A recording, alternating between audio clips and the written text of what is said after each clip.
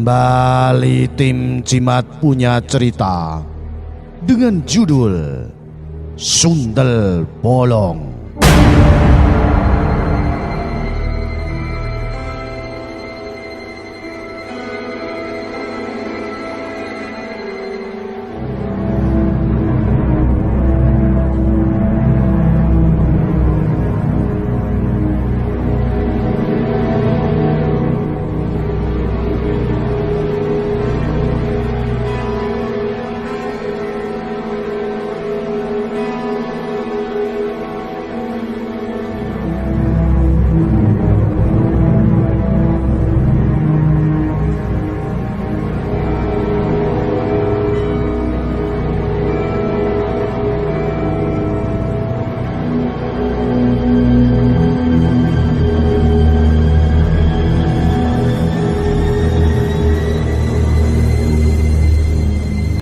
Seperti biasanya menjelang bulan Mei, pabrik gula Trangkil di wilayah Kabupaten Pati Utara itu mengadakan pesta sebagai tanda dimulainya musim giling.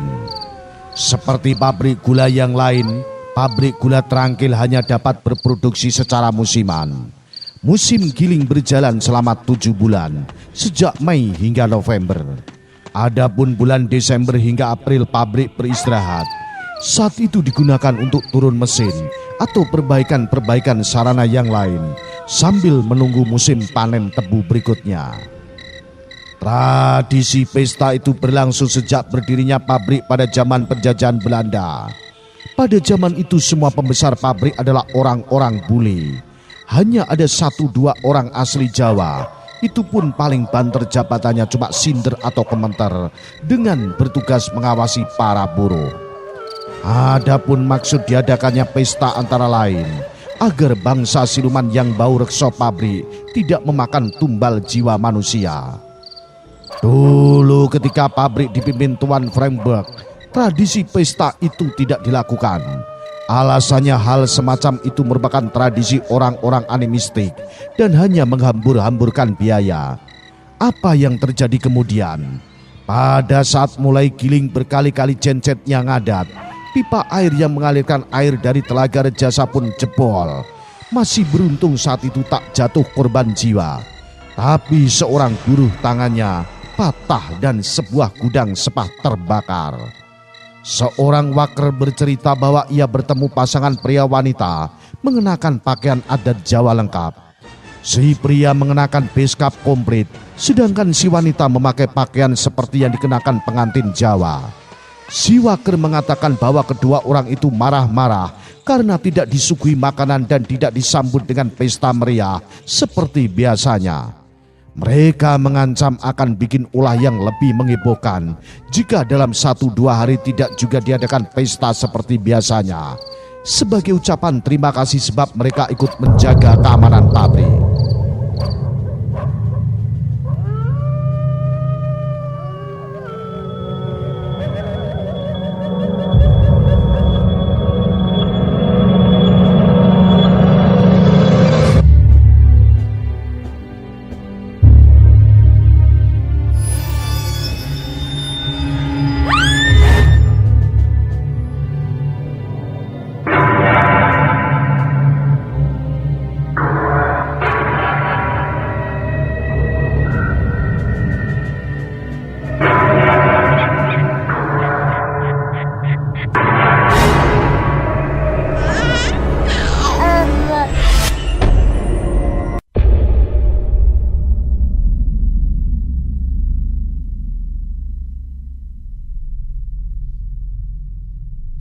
Tak pernah ada penelitian dan penjelasan pasti apakah genset itu ngadat karena ulah demit atau sabotase dari orang-orang yang menginginkan pesta. Tak jelas pula apakah cerita waker itu sungguh-sungguh atau cuma isapan jempol agar tradisi pesta itu dilanjutkan. Soalnya banyak orang beroleh keuntungan dari pesta itu. Yang pasti sejak kejadian itu para tetua di sekitar pabrik mendesak agar tradisi pesta atau selamatan dengan bekaka atau model sepasang pengantin yang dibuat dari batang dan daun tebu itu diadakan kembali. Model pasangan pengantin itu kemudian di puncak acara pesta tanda dimulainya musim giling dimasukkan dan digilas dalam mesin giling oleh pemimpin pabrik. Tradisi pesta itu berjalan hingga kini. Makin tahun malahan makin meriah saja. Para warga sekitar pabrik menyebutnya sebagai acara ngantingi, berasal dari kata dasar ganti. Maksudnya mengganti perkakas-perkakas lama yang sudah rusak, memperbaiki mesin, mengganti atau mengecat bagian-bagian yang perlu dicat dengan cat yang baru dan sebagainya. Makanya disebut gantini. Sepekan sebelum mulai giling, jalan-jalan di seputar pabrik sudah dipenuhi para penjual aneka macam jajanan, mainan anak-anak, pakaian termasuk sandal dan sepatu, hingga perkakas dapur dan aneka barang kebutuhan rumah tangga lainnya, seperti tradisi dukderan di Semarang menjelang bulan Ramadan. Bahkan pabrik juga menyelenggarakan turnamen sepak bola antar klub yang ada di kabupaten itu. Pada malam hari bermacam-macam tontonan digelar, mulai dari lawak, ludruk, ketoprak, wayang kulit, hingga campur sari istana. Pimpinan Ki Banu Asmoro juga ikut andil di situ dan ditanggap. Dan yang paling digemari masyarakat sekitar pabrik adalah layar tancep dan campur sari. Padahal film-film yang diputar ya itu-itu saja, seperti Ateng Minta Kawin, Letnan Subur, Bawang Merah, Bawang Putih, dan lain sebagainya. Tetapi memang masyarakat di sekitar pabrik itu cuma setahun sekali dapat menikmati film layar tancap, yakni pada acara gantingi itu. Tidak aneh jika orang-orang dari desa seberang pun banyak yang berdatangan jika tiba saatnya film layar tancap dibuka atau diputar. Itu kesempatan yang sangat bagus bagi para pujangan serta para lelaki hidung belang. Bukan cuma filmnya yang menjadi daya tarik, melainkan situasi yang timbul akibat diputarnya film layar tancap itu. Saat film diputar, mata lelaki yang masih bujang maupun yang sudah punya istri tak cuma tertuju ke arah layar, tetapi juga menyapu kiri kanan.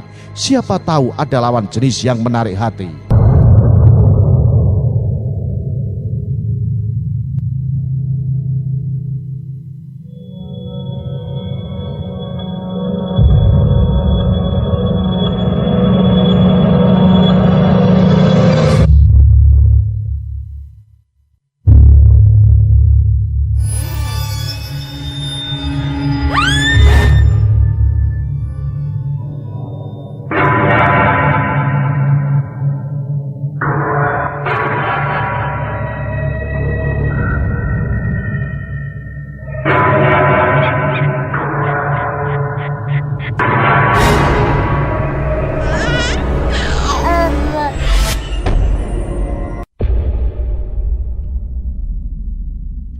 Kalau sudah menemukan sasaran, acara saling lempar senyum pun segera dimulai. Lalu senggol menyinggol, tangan bergerilya, lalu saling berbisik, membisikkan cinta kilat untuk tidak menyebut nafsu. Maka pasangan-pasangan dadakan yang sudah saling sepakat pun undur dari depan layar tancap, mencari tempat yang lebih aman untuk memadu kasih instan. Mandor Tebang Sarkawi bersama dengan dua orang karibnya, Parman dan Subro, memanfaatkan kesempatan yang cuma datang sekali dalam setahun itu sebaik-baiknya. Bu, aku mau cari kuli tebang bersama Parman dan Subro. Esok sawah sebelah utara desa itu tebunya sudah harus masuk plasemen semuanya. Jika aku pulang terlambat, pintunya nggak usah dikunci ya Bu. Sarkawi pamit pada sang istri. Yang benar saja Pak, cari kuli saja kok malam-malam begini. Waktunya orang mau tidur lagi. Jangan-jangan cuma mau tukmis ya, iseng, cari pasangan baru. Awas ya, kalau sampean berani selingkuh, burung sampean akan saya cincang. Ancam istri Sarkawi yang sudah hafal watak suaminya.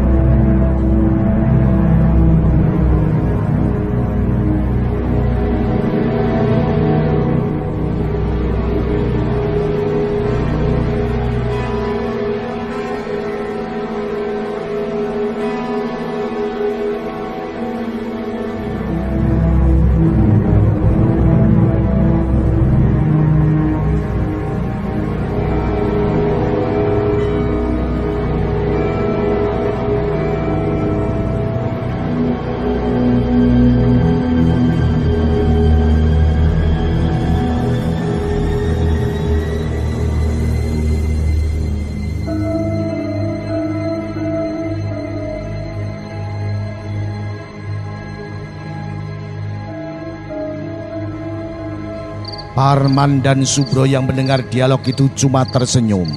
Mereka tak berani berkomentar. Apalagi tampaknya ancaman istri Sarkawi kali ini terdengar serius.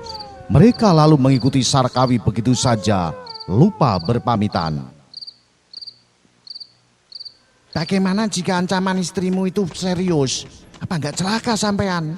Gurau Parman setelah cukup jauh meninggalkan rumah Sarkawi. Oh, tidak mungkin. Kelihatannya memang galak istriku, tapi hatinya lembut bagaikan sutra loh. Asal sepulangku nanti kuselipkan uang puluhan ribu dalam genggaman tangannya, tentu dia akan melupakan ancamannya itu. Kata Sarkawi disusul ledakan tawa mereka bertiga. Mereka terus bergegas sambil menikmati rokok kesukaan masing-masing. Sambil membayangkan apa yang akan mereka dapat di lapangan tempat diputarnya film layar tancap nanti. Manusia berjubel di lapangan. Laki perempuan, tua muda berbaur dalam sukacita khas orang kecil. Beberapa saat ketiga lelaki itu cuma mondar-mandir. Jangan salah sangka mereka tidak sedang mencari tempat yang bagus untuk menonton film layar tancap, melainkan sedang mencari calon mangsa perempuan. Karena mereka memang ahlinya menjaring wanita. Ketiga lelaki itu segera mendapatkan pasangan masing-masing. Lalu mereka berpencar, tetapi tetap berkoordinasi agar bisa pulang bersama-sama. Jika pulang sendirian, risikonya adalah makin dicurigai sang istri. Mereka tahu betul itu dan sebagai laki-laki buaya, mereka selalu menekan risiko ke tingkat yang paling rendah. Parman dengan gandengannya tentu saja menepi ke pojok lapangan, ke dekat gapura sebelah selatan. Subro dengan gandengannya menuju ke dekat pangkalan lori. Adapun Sarkawi maksudnya mau membawa gandengannya ke tribun sebelah barat. Sayangnya perempuan cantik yang digandengnya terus menarik tangannya. Kemana sih? Gak usah jauh-jauh lah, nanti dicari temanku. Soalnya tadi saya sudah saling berjanji untuk pulang bersama-sama. Kata Sarkawi mencoba menahan perempuan itu. Sekalian nanti pulangku nggak jauh-jauh, Mas. Rumahmu di mana memangnya? Itu sebelah barat sawah itu.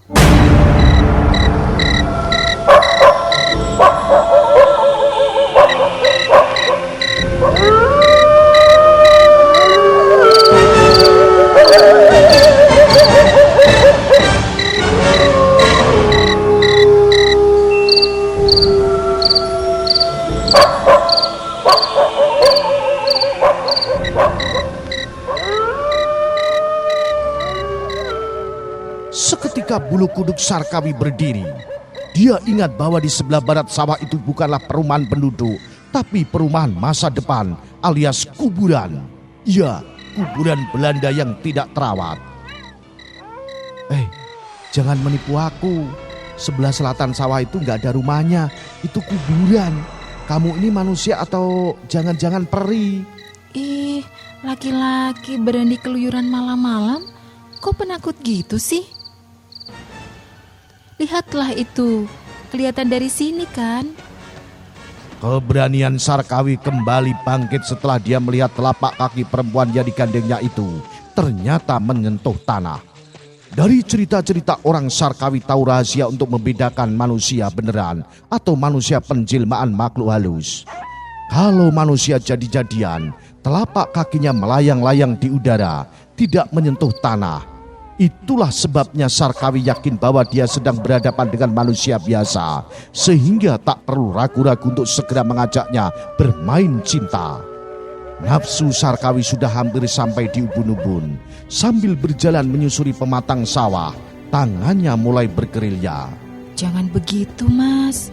Nanti gimana kalau ada yang ngelihat? Siapa yang lihat? Di sini kan sepi, nggak ada orang. Loh, siapa bilang? Lihatlah di depan itu. Si perempuan menunjuk sebuah warung di tepi jalan, kira-kira 100 meter di depan mereka. Tampak banyak orang di warung itu. Sarkawi terkejut, dia baru sadar bahwa di depannya ada sebuah warung yang cukup ramai. Warung siapa itu? Kok tengah malam begini masih ramai? Itu warungnya Li ya.